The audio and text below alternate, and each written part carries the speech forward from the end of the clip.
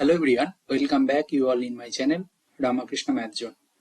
Today मैं mainly matrix का properties के रिलेटेड जो PYQs में आया था CSIR नेट का उनका सॉल्यूशन प्रोवाइड करने जा रहा हूँ। पूरा तो नहीं होगा, कुछ क्वेश्चंस का 8 to 10 क्वेश्चंस का मैं सॉल्यूशन प्रोवाइड करूंगा आज। ठीक है, CSIR नेट PYQ।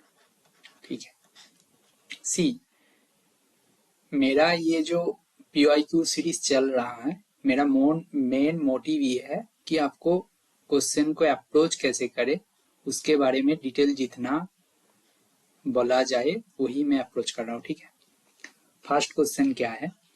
क्वेश्चन ये है, क्वेश्चन में बोला गया है एस क्या है? A such that A mainly 5x5 matrix, और बोला गया है ए IJ जो है, मतलब हमारे पास जो एस है उनके अंदर क्या है ना, हमारे पास ऐसा 5x5 मैट्रिक्स है। कैसा? A11, A12, A13, A14, A15, A21 dot dot करके बाकी है। समझ रहे हो? 5x5 मैट्रिक्स ये हमारे पास है। उसमें बोला गया है जो ये IJ एंट्रीज है वो आइदर तो 0 है और 1 है for all IJ। IJ means वो वही IJ का वैल्यू कहां से कहां तक, J का वैल्यू कहां से कहां तक, समझ रहे हो? ये आपको क्वेश्चन में दिया गया है और कुछ दिया गया है। रुको, ये फॉर ऑल I के बोला है J है, ये फॉर ऑल J के बोला है ये I होगा। समझ रहे हो? तो for all I A IJ equal to 1 for all J and for all IJ equal to 1 ये J for all I। इनका मतलब क्या है भाई? I का वैल्यू 1 से 5 तक फॉर ऑल J के लिए बोल रहा है। समझ रहे हो? I का वैल्यू 1 से 5 तक फॉर ऑल J के लिए बोल रहा है। इसका मतलब क्या? Column sum equal to 1 each column के लिए, ईच कॉलम एवरी कॉलम का जो एलिमेंट का सम 1 होना चाहिए। इसका मतलब रो, समझ रहे हो? रो का सम 1 होना चाहिए। अभी अब बताओ क्वेश्चन में क्या पूछा गया है? ये एस का सेट है ना, बोल रहे हैं number of element in the set S. अभी अच्छे से समझ लेना मैं क्या बोलना चाह रहा हूं, बहुत अच्छे से देखना। सी हमारे पास 5x5 मैट्रिक्स है। ठीक है, ये एस के अंदर जो एलिमेंट है उनके बारे में बात कर रहे हैं। देखो जो एंट्रीज है वो आइदर 1 हो सकते और 0 हो सकते हैं। समझ रहे हो? तो हमारे पास बोला गया है फर्स्ट रो का सम क्या है? 1। इसका मतलब सपोज दिस पोजीशन में 1 है बाकी 0 है। Sorry, 5x5 matrix. ठीक है ना? तो समझने की कोशिश करो, मैं फर्स्ट पोजीशन को फिक्स्ड कर दिया हूं। ठीक है, अभी बताओ इनके जो कॉलम है, ये जो फर्स्ट कॉलम है, ये जो फर्स्ट कॉलम है, मैं सपोज दिस एंट्री को फिक्स्ड कर दिया हूं, फर्स्ट रो का सम 1 हो गया। नाउ फर्स्ट कॉलम का ऑल अदर एंट्रीज आर 0। ये समझ में आया तो बात खत्म हो जाएगा। ऑल अदर एंट्रीज आर 0 क्योंकि वाई? क्योंकि कॉलम सम इक्वल टू 1, मतलब एक जो कॉलम है उनका ऑल एंट्रीज का सम 1 होना चाहिए, और एंट्री 1 और 0 में से ही हो सकते हैं, फ्रैक्शन वगैरह कुछ नहीं ले सकते। समझ में आया? तो ये फिक्स्ड कर दिए हो, एक एंट्री को फिक्स्ड कर दिए हो, तो देन क्या बचेगा? मेरे पास 4 पॉसिबिलिटीज है, इतना सा पॉसिबिलिटीज है, इसके ऊपर जो करोगे। ठीक है ना? बट ये फिक्स्ड हो गया, ये 0 0 0 ही होना है। समझ में आया? फर्स्ट रो के लिए मैं फर्स्ट एंट्री को ही फिक्स्ड कर दिया हूं, देन उनके जो कॉलम्स है बाकी एंट्रीज को 0 होना है। समझ रहे हो? वो 0 होना ही है क्योंकि रो सम भी 1 है, कॉलम सम भी 1 है। अभी क्लियर? और एंट्रीज 1 और 0 ही हो सकते हैं। अभी समझ में आ गया? नाउ आगे बढ़ते हैं। ठीक है, क्लियर? ये तो क्लियर हो गया ना? नाउ हम आगे बढ़ सकते हैं। नाउ एक एक करके बताओ, मैं रो वाइज चल रहा हूं। फॉर फर्स्ट रो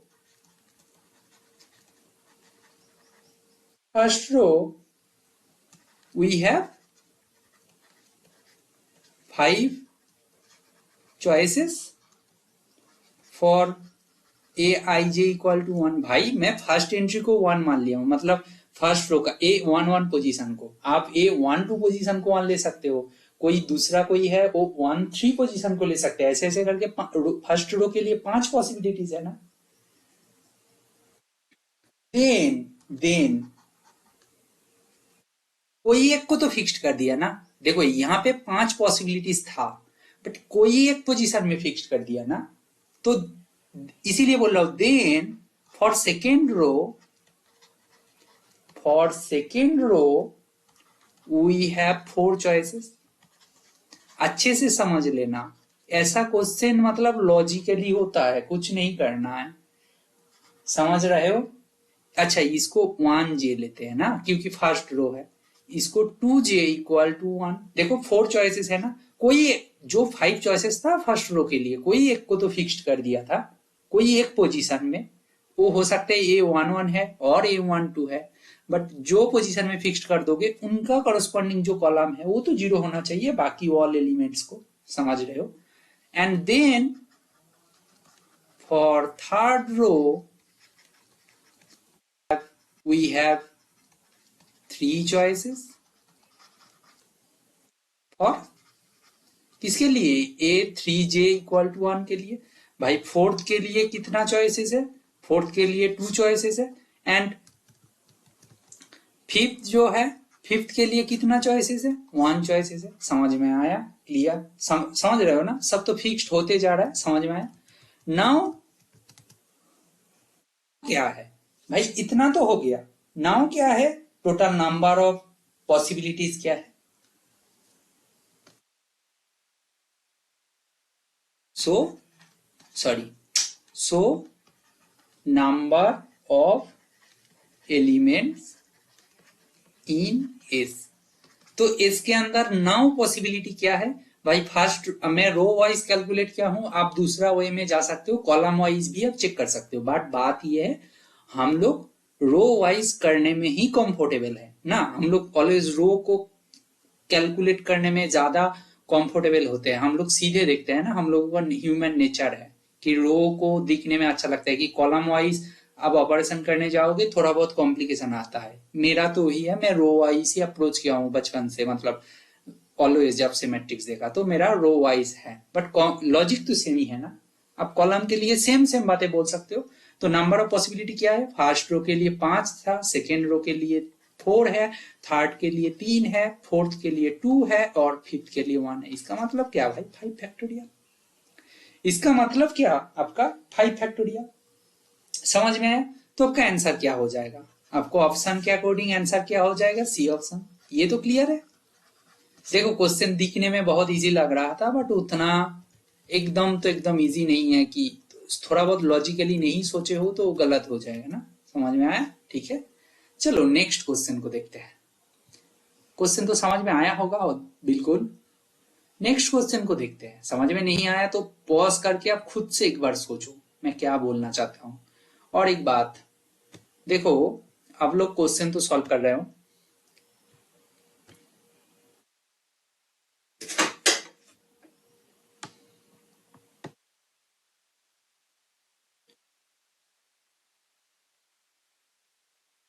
आप लोग क्वेश्चन तो सॉल्व कर रहे हो, ठीक है ना। क्वेश्चन सॉल्व करते के टाइम ऐसा मत सोचो कि जैसे वो बोलते हैं, कुछ लोग बोलते हैं यूट्यूब से क्यों सीखना है, दीप्स एकेडमी का तो बुक अवेलेबल है, बुक से हो जाएगा। और कुछ होता है मेरे पास नॉलेज है, मैं एग्जाम हॉल में कर लूंगा। और मुझे जल्दी से आंसर क्या है वही पता करना है। कोई एक यूट्यूब में और कोई सोशल मीडिया पे डिस्कस कर रहा है, 10 मिनट टाइम ले रहा है एक क्वेश्चन को डिस्कस करने में। कोई एक 2 मिनट में जल्दी जल्दी बस आंसर बोल रहा है। कुछ लोग प्रेफर करते हैं 2 मिनट में, वो टीचर शॉर्ट ट्रिक्स बोल रहा है। बट भाई पहले आपको जब सीखना है वो 10 मिनट वाला जो सॉल्यूशन है उसको ही देखो, क्योंकि उनके अंदर बहुत सारे इंफॉर्मेशन मिल जाएगा जो एग्जाम हॉल में काम में आएगा। पीओई को सॉल्व करने का मतलब ऐसा नहीं है, मेरा जो मानना है, मैं जो फील किया हूँ, पीओई को सॉल्व करने का मतलब ये नहीं है कि आपका जल्दी से आंसर हो जाए। पीओई को इसलिए सॉल्व करो कि उसको सॉल्व करने से कुछ मिले मेरे को, राइट? ठीक है ना? देखो देखो ये क्या बोला है, D be a non zero matrix. Non zero means matrix का कोई एक एलिमेंट जीरो नहीं है, समझ रहे हो? नॉन जीरो मीन्स उनका डिटर्मिनेंट के बारे में नहीं बोलता है। N cross n real matrix with n greater equal to 2, n के बारे में बोला गया है एन 2 से बड़ा होना चाहिए और इक्वल टू, ओके ठीक है। नाउ बोला गया which of the following option is valid. देखो फर्स्ट ऑप्शन क्या बोल रहा है, कौन सा वैलिड है, ये भी जून 2011 में पूछा गया था। 3 मार्क्स वाला क्वेश्चन मींस ये एमसीक्यू था, एक ऑप्शन सही होगा। नेट में एक एडवांटेज है, एमसीक्यू दिख जाएगा 3 मार्क्स वाला, 4.75 मार्क्स ऑल एग्जाम में ही दिख जाता है, बट फिर भी ठीक है। अच्छा मैं एन का वैल्यू 2 लेके ही काम कर रहा हूं। देखो determinant zero implies rank zero, भाई मैं डी मैट्रिक्स को ऐसे लूंगा, इनका मतलब क्या है, det of D equal to zero, but rank of D equal to क्या है, 1 है भाई। फर्स्ट रो तो नॉन जीरो है, रैंक 1 है, तो फर्स्ट ऑप्शन तो आपका गया, समझ में आया। सेकेंड ऑप्शन बोल रहे det of A equal to 1 implies rank of D not equal to 1। भाई बताओ det D not equal to 1 means not equal to 0, इसका मतलब डी इनवर्स एग्जिस्ट। और एन का वैल्यू बोला गया है ग्रेटर और इक्वल टू 2, तो अब जितना मर्जी ले लोगे, रैंक कितना होना चाहिए, rank of D means full rank होना चाहिए ना, तो मैं एन का वैल्यू 2 भी मान लिया ना,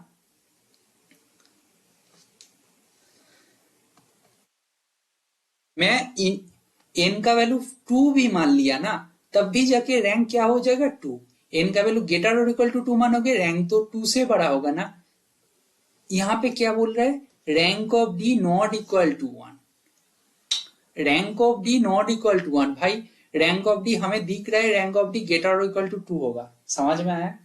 रैंक ऑफ डी ग्रेटर और इक्वल टू 2 होगा ना, तो डिटर्मिनेंट नॉट इक्वल टू 0 और एन का वैल्यू ग्रेटर और इक्वल टू 2 है, तो रैंक ऑफ डी ग्रेटर और इक्वल टू 2 होगा ना। मतलब एन का वैल्यू 2 है तो रैंक इक्वल टू 2 होगा, एन का वैल्यू के है तो रैंक इक्वल टू के होगा, समझ में आया? मतलब वही बोलना चाहता हूं, क्या बोल दिया हूं 2 सेकंड पहले पता नहीं, बट मीन ये है फुल रैंक हो जाएगा जब डिटर्मिनेंट नॉट इक्वल टू 0 है। अच्छा इसके बारे में अभी कुछ नहीं बोल रहा है, बोल रहे rank of D equal to 1 determinant not equal to 0। भाई डी इक्वल टू 1 0 0 0, इनका रैंक क्या है भाई, रैंक क्या है 1 है, डिटर्मिनेंट क्या है 0 है, सी ऑप्शन गया। Rank of D equal to n implies determinant of D not equal to 1। भाई 1 0 0 1, 2 क्रॉस 2 मैट्रिक्स लिया हूं, एन का वैल्यू 2, तो रैंक क्या है, रैंक इक्वल टू 2 है, ठीक है ना। बोल रहे डी 1 नहीं होना चाहिए, भाई यहाँ पे डिटर्मिनेंट ऑफ डी 1 हो रहा है कि नहीं, फोर्थ ऑप्शन गया, तो आपका आंसर कौन बच रहा है, बी ऑप्शन बच रहा है, समझ में आया? बी ऑलरेडी होल्ड हो रहा था, बट बी के बारे में कुछ नहीं बोला हूं क्योंकि एकदम लॉजिकली मैं प्रूव नहीं किया हूं, बट बी होगा तो सही, समझ रहे हो? बट ए सी डी में बिल्कुल नहीं होगा, तो ऑप्शन आपका बी सही है, समझ में आया? क्लियर? आपका सेकेंड क्वेश्चन सॉल्व हो गया। चले थर्ड क्वेश्चन देखते हैं, थर्ड क्वेश्चन का अप्रोच करने की कोशिश करते हैं, ठीक है। अच्छा थर्ड क्वेश्चन को अप्रोच करने जाओगे तो देखो क्या क्या क्या हो सकता है थर्ड क्वेश्चन में। थर्ड क्वेश्चन तो पहले ले लेते हैं। अच्छा ठीक है, गुड क्वेश्चन।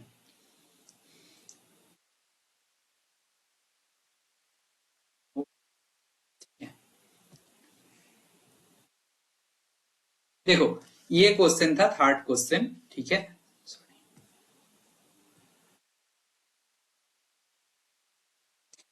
ये था आपका थर्ड क्वेश्चन, ठीक है, क्वेश्चन नंबर 3, ओके।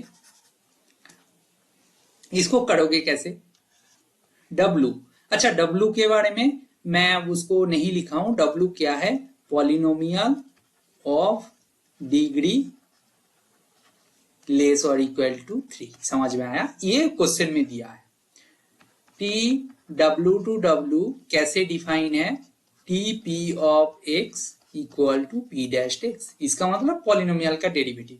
आपको बेसिस ऑलरेडी दिया गया है, उनके रेस्पेक्ट में आपको बोला गया है मैट्रिक्स फाइंड करो, द मैट्रिक्स ऑफ टी। समझ रहे हो? और बोल दिया गया है ऐसे कॉलम वेक्टर्स लिखो। आपको पता है matrix representation of a linear transformation में थ्योरी में बहुत अच्छे से एक्सप्लेन किया था, ठीक है ना। तो बेसिस क्या है भाई? यहाँ पे 1x x square x Q. आप समझ रहे हो? स्टैंडर्ड बेसिस दिया गया है, standard basis, standard basis polynomial, polynomial का स्टैंडर्ड बेसिस ही दिया गया है, उसका कोई मतलब नहीं है यहाँ पे बेसिस ऑलरेडी दिया गया है। तो इसको आप क्या लिख सकते हो? टी ऑफ पी एक्स ऐसे लिख सकते हो ना। टी ऑफ पी एक्स ही आपको दिया गया है, derivative of x. Now T of one क्या होगा? वन का डेरिवेटिव कांस्टेंट का डेरिवेटिव 0। इसको कैसे लिख सकते हो? 0 into one plus 0 into x plus 0 into x square plus 0 into x cube. भाई ठीक है ना। टी ऑफ एक्स फाइंड करो, क्या होगा? 1। इसको क्या करोगे? 1 इंटू वन, बाकी पूरा 0 into x plus 0 into x square plus 0 into x cube. T of x square find करो, ये क्या होगा? 2x हो जाएगा। 0 into one plus 2 into x plus 0 into x square plus 0 into x cube. T of x cube find करो भाई। T of x cube आपका क्या हो जाएगा? 3x स्क्वायर हो जाएगा। वो क्या है? 0 into one 0 into x plus 3 into x square plus 0 into x cube. अभी देखो टी ऑफ वन जो आया था उसको मैं 1x x square x cube का लीनियर कॉम्बिनेशन में लिखा। नाउ मैट्रिक्स रिप्रेजेंटेशन ऐसे ही टीएक्स को लिखा, टीएक्स स्क्वायर टीएक्स क्यूब को लिखा, ठीक है ना। जो लोग अभी भी थ्योरी नहीं देखे हैं उनके लिए ये था, मतलब मैं एक्सप्लेन कर दिया हूँ थोड़ा बहुत। क्या करना होता? इनका जो कोएफिशिएंट्स है उनको फर्स्ट कॉलम में लिखना होता, 0 0 0 0। सेकेंड का जो कोएफिशिएंट है उनको सेकेंड कॉलम में लिखना होता, 0 सॉरी सुंदर से लिखना 2 0 0। इसको कैसे लिखोगे? 0 0 3 0। भाई बात खत्म हो गया, आपका बात खत्म हो गया। आप देखो ऑप्शन में कौन सा? ए ऑप्शन तो नहीं है, बी ऑप्शन भी नहीं है, सी ऑप्शन बिल्कुल सही है, डी ऑप्शन भी नहीं है। तो आपका आंसर क्या है? ये बहुत इजी क्वेश्चन था, मैं आपको गारंटी दे रहा हूँ। मतलब ऐसा क्वेश्चन आजकल 2024 के बाद में जो एग्जाम होगा उस टाइम कभी नहीं है, इतना आसान क्वेश्चन नहीं पूछा जाएगा। वो 2011 में ही पूछा जाता था, मतलब मैं बोलूंगा 15-16 तक तो पूछा जाता था, ठीक है।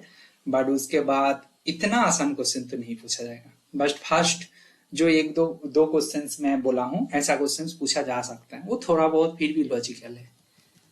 इतना ऐसा क्वेश्चन जैम में कभी कभी पूछा जाता है, बट इस बार जो जैम का क्वेश्चन देखा तो मैं अभी शॉक था, क्योंकि हाँ ठीक है क्वेश्चन ठीक ही था, बट एग्जाम हॉल के लिए जैम वाले स्टूडेंट प्रिपरेशन मतलब ऐसा लेवल का प्रिपरेशन लेके नहीं जाते हैं, प्रॉब्लम ये है, ठीक है ना।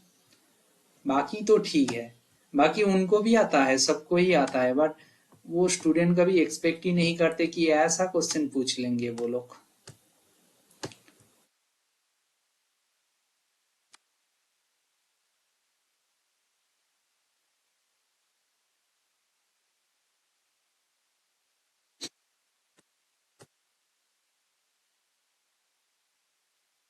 ठीक है, ये क्वेश्चन नंबर 4 था, ठीक है। अभी देखो क्वेश्चन नंबर 4 क्या है? Determinant of the matrix find करने के लिए बोला है। ये मैट्रिक्स ना, आपको मैं रिजल्ट बोलता हूं, रिजल्ट को यूज करोगे, ठीक है ना।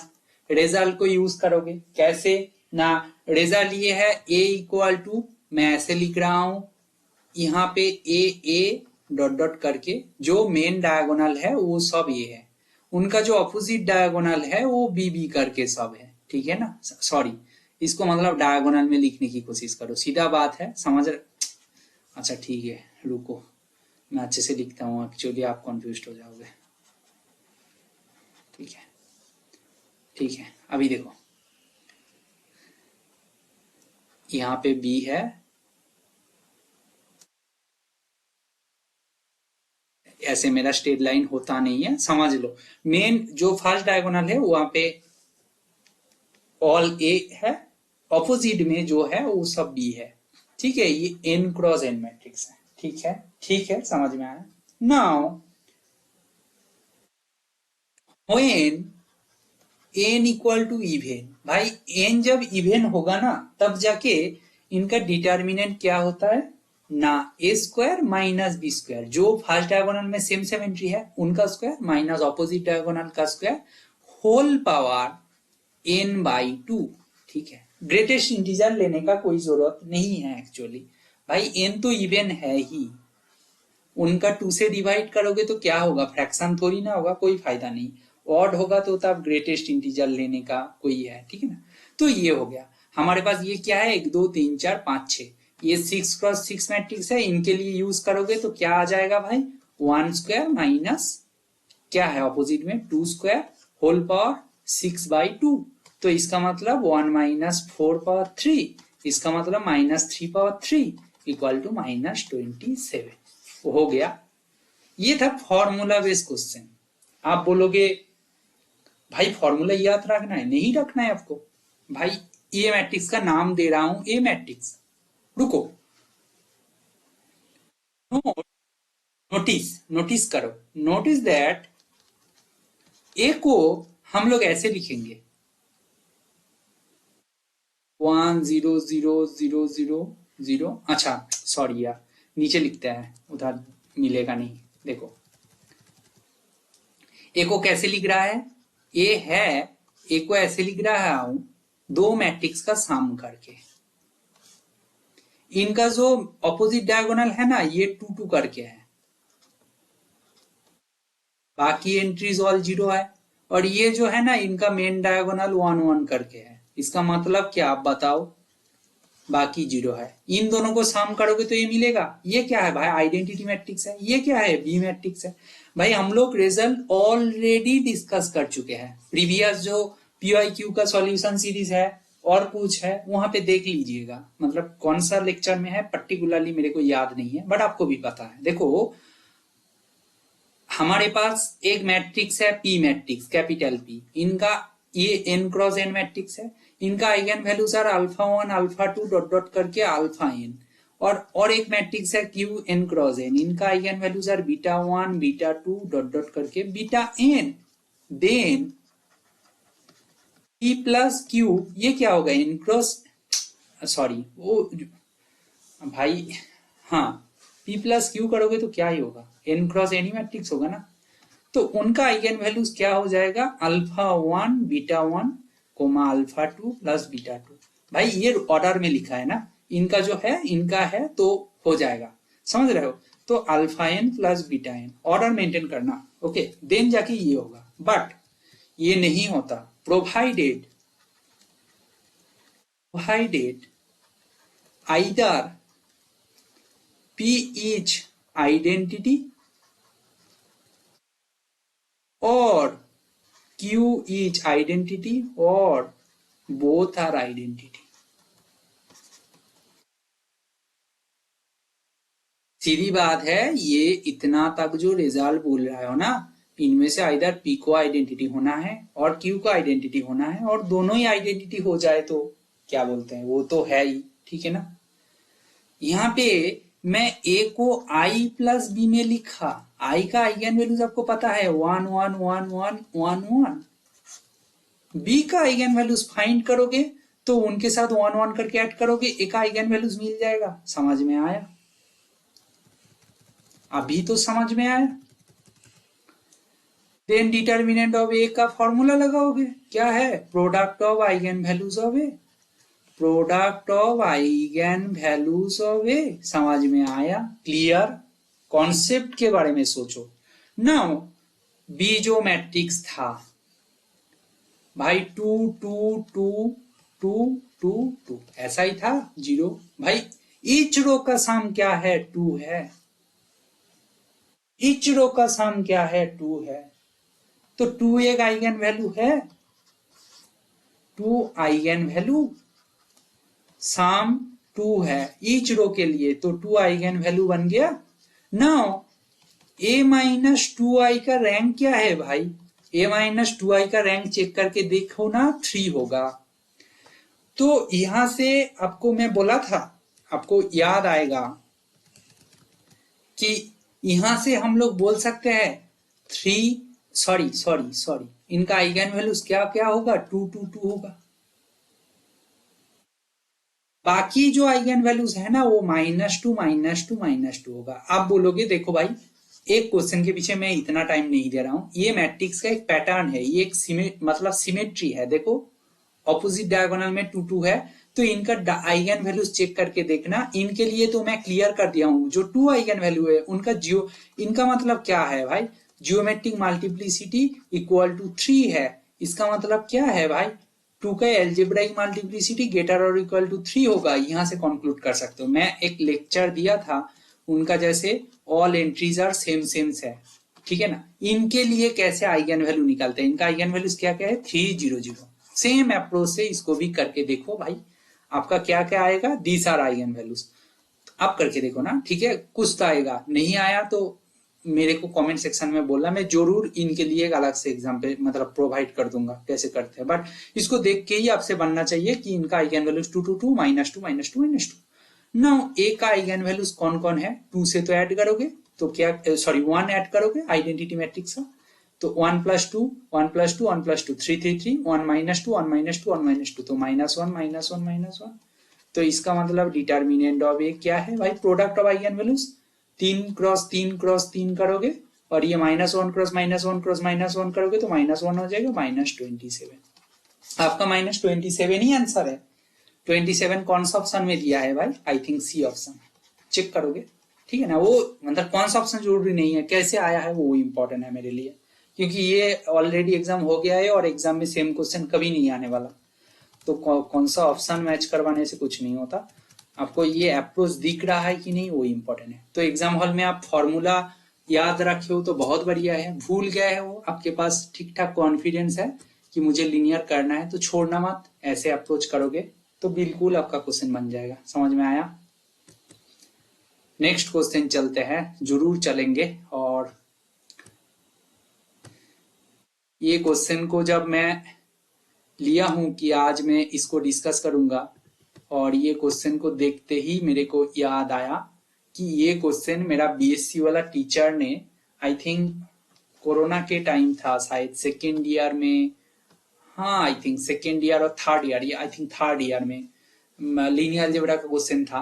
सेम ये क्वेश्चन को उठा दिए थे और एग्जाम में ये क्वेश्चन को पूछ लिए थे, शायद 3 मार्क्स वाला क्वेश्चन और 4 मार्क्स, 3 और 4 मार्क्स में, ठीक है। हमें उस टाइम समझ में नहीं आया था भाई, उस टाइम दिमाग में ये चलता था कि भाई कॉलेज का क्वेश्चन है, ऑटोनोमस कॉलेज था, तो ऑटोनोमस कॉलेज में तो सर लोग क्या करेंगे, उनका क्वेश्चन डिफिकल्ट होगा, बट वो लोग जो क्लास में अप्रोच करते हैं ऐसे देंगे। बट ऐसा क्वेश्चन कभी दिया नहीं, अचानक से ऐसा टाइप का क्वेश्चन दे दिया। बट जब ये क्वेश्चन को मैं सीएसआर का प्रिपरेशन करने के टाइम में देखा था, शॉक्ड हो गया था कि सर ये चैप्टर में से 2 3 क्वेश्चन उठा के दे दिए थे जो सीएसआर का पीओआईक्यू था, हम लोगों को बीएससी में दे दिए थे। बट अभी देखो क्वेश्चन में क्या क्या है।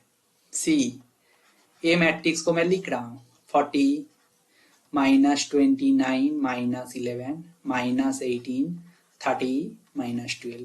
क्वेश्चन कैसे हम लोगों के लिए बनाया जाता है, अच्छे से देखो। ये जो क्वेश्चन है आपको बोला गया है लैम्डा नॉट इक्वल टू 0 एक आइगन वैल्यू, भाई ए का एक आइगन वैल्यू ऑलरेडी लैम्डा बोल दिया गया है। Which of the following number must be N eigen value, भाई एक आइगन वैल्यू लैम्डा है। अब जब कैरेक्टरिस्टिक इक्वेशन फाइंड करने बैठोगे, उसको सॉल्व करके जब वैल्यू निकालोगे ना, आप खत्म हो जाएगा एग्जाम, कुछ नहीं होगा। तो उस टाइम जाके आपको नॉर्मल अप्रोच से थोड़ा बहुत हट के क्वेश्चन का अप्रोच करना है। क्वेश्चन में सीधा सीधा दिख रहा है भाई, फर्स्ट रो सम, रो सम मीन्स मैं बोल रहा हूँ फर्स्ट रो का जो ये तीनों एलिमेंट्स है उनका सम क्या है भाई, 0 है। सेकेंड रो को सम करके देखो 0 है, थर्ड रो को सम करके देखो 0 है। ईच रो का रो सम मीन्स एलिमेंट का सम 0 है, इसका मतलब 0 is an eigen value of A. अच्छा क्वेश्चन में कुछ भी बच रहा है। और हाँ, और एक बात, मैं बीएससी में जब कर रहा था इसको एग्जाम में, एग्जाम हॉल में, कर दिया था, क्योंकि हमारा जो बीएससी का कोर्स चलता था लीनियर का, बहुत ही हाई लेवल का था। High level in the sense question solving के लिए। ओके, हमें पता था कि ऐसे रो सम जीरो होता है तो जीरो एक आइगन वैल्यू होता है। हमें उस टाइम भी पता था ट्रेस ऑफ ए क्या होता है, सम of eigen values of A. समझ में आया? क्लियर ना? अभी बताओ, जीरो एक आइगन वैल्यू है, जीरो। दूसरा आइगन वैल्यू कौन है? लैम्डा है। क्वेश्चन में दिया है, क्वेश्चन में नॉन जीरो लैम्डा। मैं तीसरा आइगन वैल्यू को लैम्डा वन मान लिया हूं। ट्रेस ऑफ ए क्या होता है? डायगोनल एंट्रीज का सम। क्या होता है भाई? इधर लिख रहा हूं, 40 प्लस 30 माइनस 50। तो ये क्या हो गया इस टाइम में? 70 minus 50, 20 equal to lambda plus lambda one. हमें क्या करना है? लैम्डा एक आइगन वैल्यू दिया है, जीरो एक आइगन वैल्यू है, तो बोल रहे which of the following is an another eigen value. भाई जीरो एक मिल गया, इनमें से कोई तो जीरो है नहीं, मतलब बोल नहीं सकते। लैम्डा का वैल्यू 20 हो जाएगा तो कुछ जीरो होगा, बट ऐसा नहीं बोल सकते ना इन जनरल। इसका वैल्यू लैम्डा, तो दो मिल गया, तीसरा लैम्डा वन ही बच रहा है। लैम्डा वन कौन होगा? 20 माइनस लैम्डा। देखो तीसरा आइगन वैल्यू आया है। यहाँ पे कौन सा ऑप्शन है? सी ऑप्शन है। समझ में आया? अब बताओ, ये क्वेश्चन को आप कैरेक्टरिस्टिक इक्वेशन से सोचोगे और आइगन वैल्यू फाइंड करने बैठोगे इन जनरल मेथड, फेल हो जाएगा भाई। टाइम 10 मिनट गया, 0 मार्क्स मिला। आइदर तुक्का मारो और छोड़ दो, अल्टीमेटली जीरो ही मिलने वाला है। मतलब लाख के ऊपर कौन बैठ सकते हैं, मतलब वेट कर सकते हैं ना। तो यहाँ पे क्या किया? रो सम जीरो है ईच एलिमेंट का, तो जीरो एक आइगन वैल्यू है। ट्रेस का प्रॉपर्टी लगाया, आपका आंसर आ गया सी। इतना आसान था, आपको पता है तो तब ना। तो मैं सच में बोलूं तो मेरा बोलने का तरीका ऐसा है, ज्ञान नहीं दे रहा हूँ, सच में है। मजा आता है मेरे को ऐसा ये सब क्वेश्चन सॉल्व करने में। एग्जाम हॉल में मेरा भी बहुत सिली मिस्टेक होता है, बट ऐसा अप्रोच आपको होना चाहिए। मेरा सिली मिस्टेक होता है, एक बार भाई एग्जाम निकल गया वही काफी है। अभी जैसे बोलते हैं, एक बार एग्जाम निकालने के लिए मेहनत करना होता है, निकल गया तब देन आपका वो कॉन्सेप्ट ही काम में आएगा। तो आपको उतना मेहनत नहीं करना है, क्योंकि कितनी बार एग्जाम क्लियर करोगे? एक बार कर लिया, आपका एक्यूरेसी सही नहीं है, एक बार हो गया बहुत है। बट अभी स्टूडेंट को सिखाओगे तो आपका एक्यूरेसी और मैटर नहीं करता है, मतलब मेन मैटर करता है आपका अप्रोच। जो सीख रहा है उनको एग्जाम हॉल में एक्यूरेसी मेंटेन करना है, वो उनका प्रेशर है, उनको उसके लिए प्रैक्टिस करना है। ऐसा कुछ होता है, कुछ गॉड गिफ्टेड होता है, उनका एक्यूरेसी अच्छा होता है, बट फिर भी एक्यूरेसी तो ठीक ठाक था, इसीलिए हो गया था। ठीक है, चलो, उतना ज्यादा मिस्टेक भी नहीं हुआ था मेरा।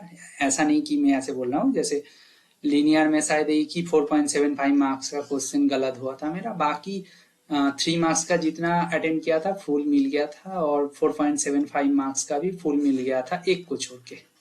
लीनियर की बात करूँ तो एप्टीट्यूड एक गलत हुआ था, 3 मार्क्स में 3-4 क्वेश्चन गलत हुआ था, I think, I don't know. तो वो दूसरा टॉपिक से है, वो मे बी ओडी से कुछ गया था, और एक शायद कुछ कहाँ से गया था, और कुछ वो होता है ना नंबर थ्योरी रिलेटेड, वहां से गलत चला गया था, ऐसे ऐसे करके गया था। पार्ट सी में तो कर दिए थे, वो जो नहीं आता था तो उनमें से 12 क्वेश्चन मेरा थे, जो भी है ठीक है।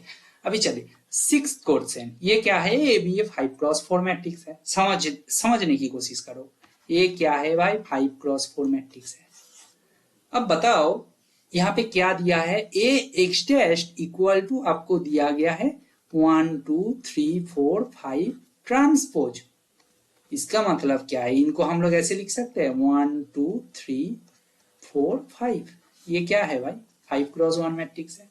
ये क्या है? 5x4 है। एक्स डैश क्या है? 4x1 मैट्रिक्स है। अभी देखो 4 वेरिएबल्स का है, इनका सॉल्यूशन भी बोला गया है। सॉल्यूशन कैसा दिखने में? सॉल्यूशन कैसा दिखते हैं? 1 2 3 4 प्लस एस इंटू, मैं बोल रहा हूं कैसे लिखा हूं, ऐसा लिखना भी आपको आना चाहिए। देखो इसको बोला गया है उनका सॉल्यूशन, मैं प्रॉपरली नहीं लिख रहा हूं, मैं कॉन्सेप्ट बता रहा हूं, मैं बार बार बोल रहा हूं ये सॉल्यूशन है। सॉल्यूशन को जो दिया है उनको कैसे दिया है ना, ये है उनके साथ एक वेरिएबल्स का साथ, एस क्या है यहाँ पे? रियल नंबर है। अभी बोलो हमारे पास क्या पूछा गया है? रैंक ऑफ ए के बारे में पूछा गया है। रैंक ऑफ ए के बारे में पूछा गया, right? What is rank of A? Now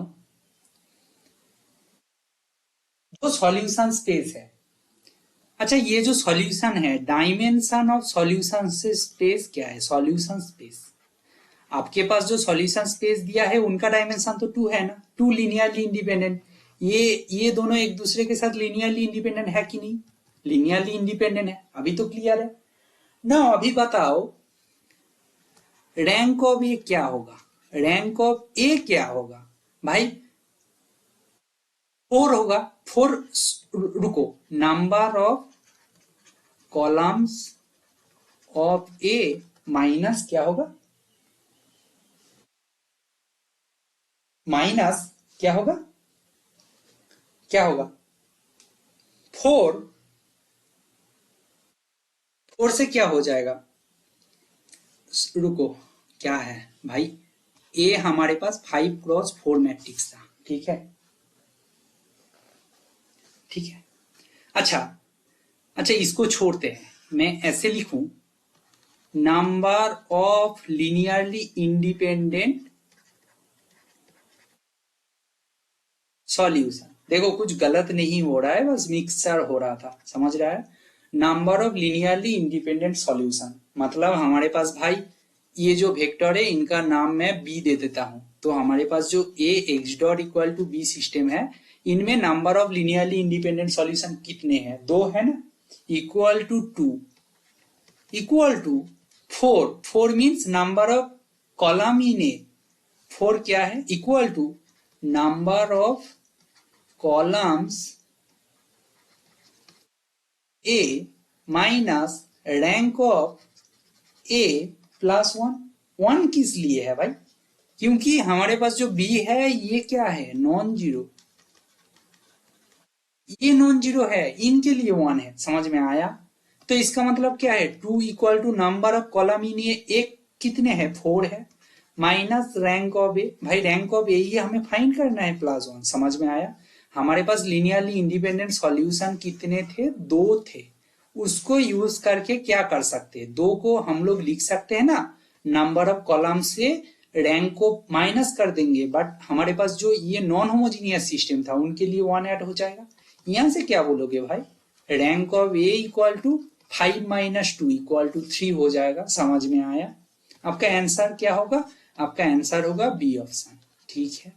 मैं फिर से बोल रहा हूं, आपका सॉल्यूशन सेट ऑलरेडी दिया गया था, सॉल्यूशन को ऐसे लिख लेंगे और ये वेक्टर एक दूसरे के साथ लीनियरली इंडिपेंडेंट है, डायमेंशन ऑफ सॉल्यूशन स्पेस 2 आ गया। अभी पूरा बात खत्म हो गया।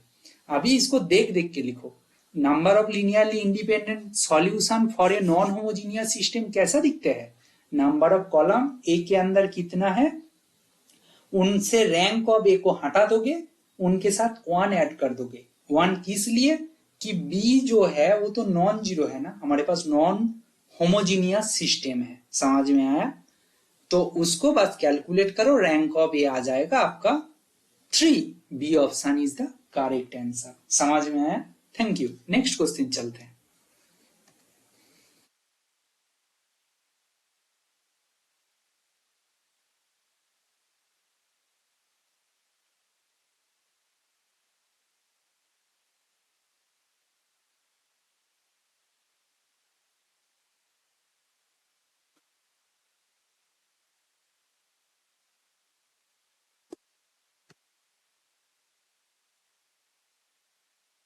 अच्छा,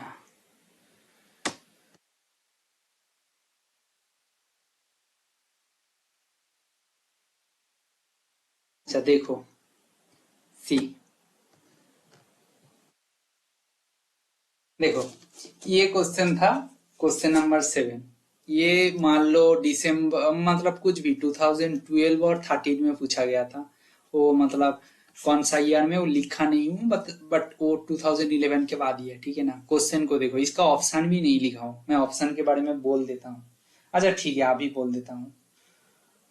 सी, ये जो क्वेश्चन है इनका ऑप्शंस क्या क्या है, राइट? इनका ऑप्शन में जो दिया था, इनका ऑप्शन में दिया है ऐसे कि, हाँ अच्छा लिख लो, क्या है? ना -1 2 3 है, बी ऑप्शन में ऐसा है -1 2 -3 है, सी ऑप्शन में ऐसा है 1 2 -3 है, डी ऑप्शन में ऐसा है -1 -2 3 है। ठीक, क्वेश्चन क्या है वो इंपॉर्टेंट है। ये भी ये 3 को मैट्रिक्स डिटर्मिनेंट है भाई। देखो डेट ए इक्वल टू 6 ये आपको गिवन है, trace of A equal to 0, trace of A equal to 0, det of this equal to 0। अभी रुको दिखाते हैं आपको सब। Det of A plus I equal to 0, इसका मतलब क्या है भाई? इसका मतलब क्या है? -1 एक आइगन वैल्यू है। क्लियर, समझ में आया? ये जब है तो -1 एक आइगन वैल्यू है, ये तो बोल सकता हूं भाई। डेफिनेशन है यार, ए माइनस लैम्डा आई का डिटर्मिनेंट 0 करते हो, यहाँ पे क्या लिखा है? ए माइनस -1 आई, इसका डिटर्मिनेंट ही तो लिखा है। इसको कैसे लिख सकते हो? ए प्लस आई, वही लिखा है, दिख रहा है ना। -1 उनका आइगन वैल्यू। क्लियर, -1 तो एक आइगन वैल्यू आ गया। तो दूसरा जो आइगन वैल्यू λ1 लेता हूं, तीसरा जो आइगन वैल्यू λ2 लेता हूं। नाउ बोला गया है डिटर्मिनेंट क्या है? प्रोडक्ट ऑफ आइगन वैल्यूज, इसका मतलब -λ1 λ2 इक्वल टू 6, इसका मतलब λ1 λ2 इक्वल टू -6। ट्रेस ऑफ ए क्या है? सम ऑफ आइगन वैल्यूज, इसका मतलब -1 प्लस λ1 प्लस λ2 इक्वल टू 0 दिया है, इसका मतलब λ1 प्लस λ2 इक्वल टू 1।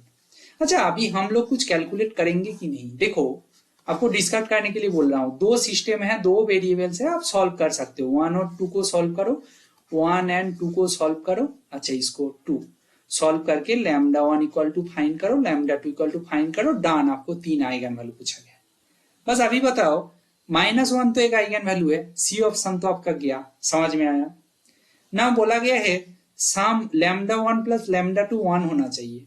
भाई फर्स्ट ऑप्शन में 2 प्लस 3 को सम करोगे तो 2 प्लस 3 5 हो रहा है, बट ये होना चाहिए 1, नॉट इक्वल टू 1। तो ए ऑप्शन आपका गया। समझ में आया? ये ऑप्शन आपका गया, समझ में आया? सेकेंड ऑप्शन में बोला गया 2 है, मतलब -1 को छोड़ के बाकी आइगन वैल्यू कौन कौन है? 2 -3, ये -1 हो रहा है, 1 के साथ इक्वल है ही नहीं। तो ये 2 को यूज करके बोल देंगे बी ऑप्शन भी गया भाई। डी ऑप्शन क्या बच रहा है? -2 प्लस 3 करोगे तो 1 होल्ड हो रहा है। अच्छा, -2 और 3 को प्रोडक्ट करोगे -6 हो रहा है। भाई ये -6 ही था भाई, ये माइनस है ना। तो ये फर्स्ट ऑप्शन को भी सेटिस्फाई कर रहा है, सेकेंड ऑप्शन को भी सेटिस्फाई कर रहा है। डी ऑप्शन बिल्कुल सही है। अब ऐसे कर सकते हो, क्यों भाई सॉल्व करना है? सॉल्व करना चाहते हो तो λ1 प्लस λ2 इक्वल टू 1 दिया है, λ1 माइनस λ2 इक्वल टू फाइंड करो। कैसे करोगे? स्क्वायर रूट ऑफ λ1 प्लस λ2 का होल स्क्वायर माइनस क्या करोगे? -4 ऑफ, समझ रहे हो, 4 ऑफ λ1 λ2, उनको सिंप्लीफाई करोगे, प्लस माइनस लोगे तो वैल्यू आ जाएगा। बट हमें कैलकुलेट ही नहीं किया हूं, आंसर डी आ गया। समझ में आया? Clear, thank you. Next question चलते हैं।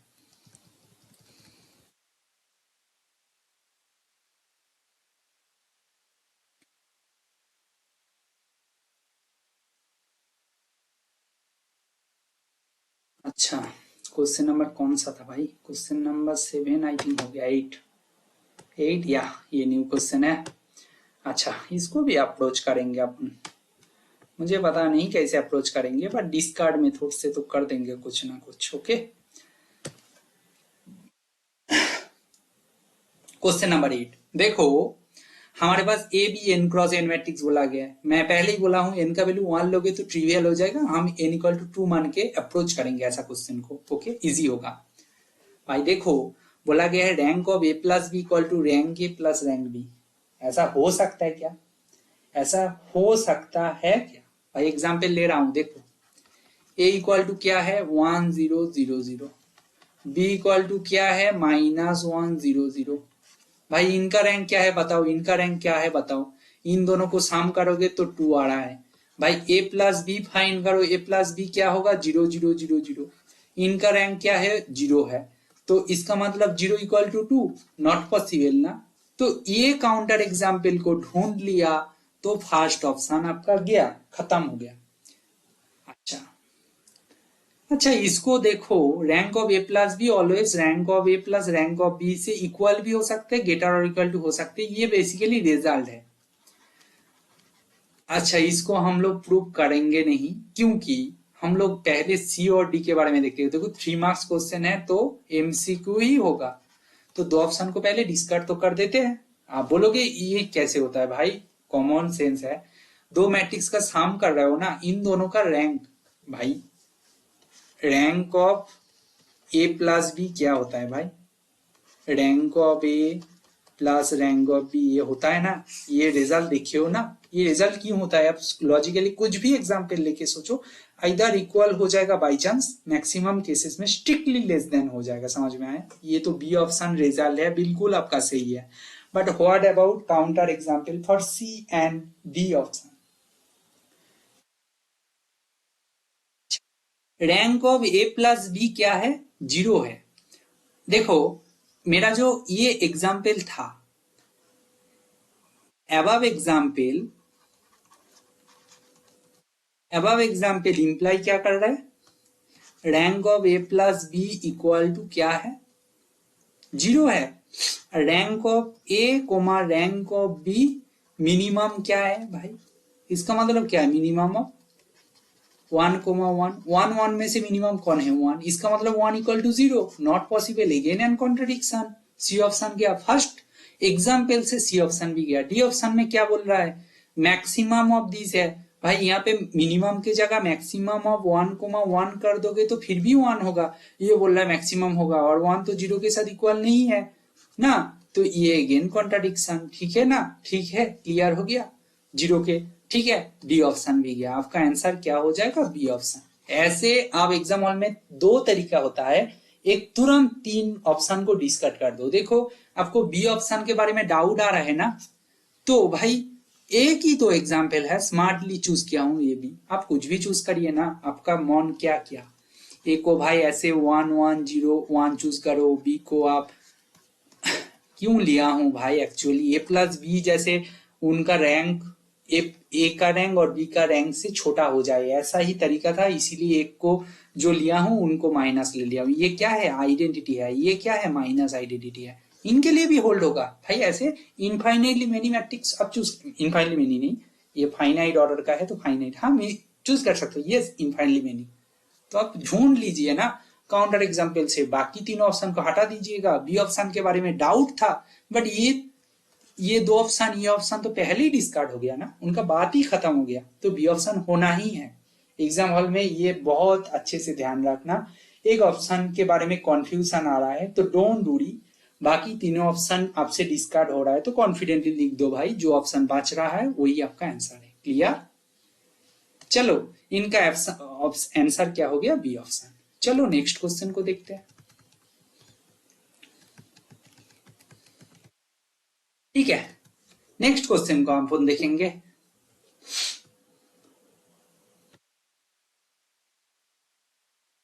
नेक्स्ट क्वेश्चन क्या है,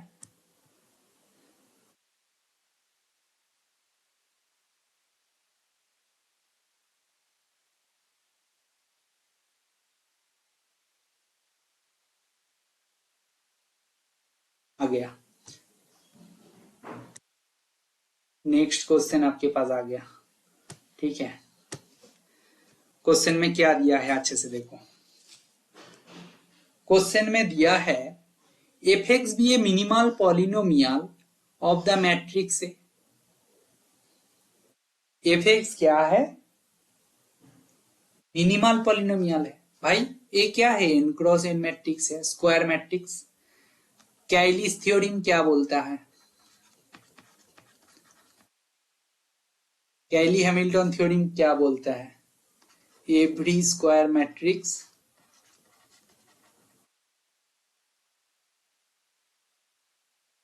satisfy its own characteristic equation। भाई यहाँ पे मैंने और है, और एक बात है, वो तो ठीक है, मैं कैरेक्टरिस्टिक के बारे में बोल दिया, मिनिमल पॉलिनोमियल दिया है, वी नो, हम तो ये भी पता है ना, we know every matrix also satisfy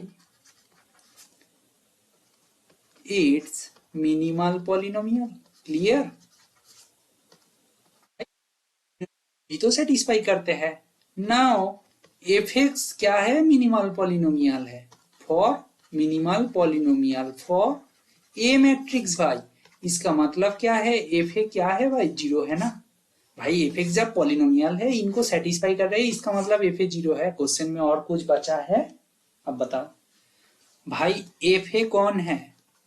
F A matrix का पॉलिनोमियल है. ये जीरो थोड़ी है. ये जीरो एन सॉरी यहाँ पे 4x4 है. ये 4x4 जीरो मैट्रिक्स है. ये ओनली जीरो स्केलर जीरो नहीं है. समझ में आया? इसके ऊपर बार दे देता हूं, दिन समझ में आएगा. रैंक ऑफ एफ ए बोला गया है भाई. एफ ए जीरो मैट्रिक्स है. इनका रैंक क्या है? जीरो है. रैंक रैंक क्या है? जीरो मैट्रिक्स का रैंक कितना होता है? जीरो होता है. और कुछ था? तो मिनिमल पॉलिनोमियल को एवरी मैट्रिक्स, कोई एक मैट्रिक्स है उनका जो मिनिमल पॉलिनोमियल है, उनको दैट मैट्रिक्स सेटिस्फाई करता है. ये आपको पता होना चाहिए. ये पता है तो आपका आंसर क्या है? जीरो है. F equal to zero. Zero matrix का रैंक क्या ही होगा भाई? आपका आंसर ए. अर्थात और zero is the your answer. ठीक है ना? क्लियर? तो ऐसे भाई ऐसे बहुत सारे क्वेश्चंस का सीरीज आने वाले हैं. मैं एकदम सीरियली कॉन्टिन्यूअसली नहीं कर पाऊंगा, बट हाँ जितना है मेरे को जितना याद होगा मैं पूरा का पूरा सॉल्यूशन देता जाऊंगा. इनफैक्ट बहुत सारे क्वेश्चंस है. कब तक खत्म होगा पता नहीं, बट सबके लिए एक एक पैटर्न आपको पता चल जाएगा तो आपके लिए बहुत हेल्पफुल है ना. ठीक है ना? Thank you.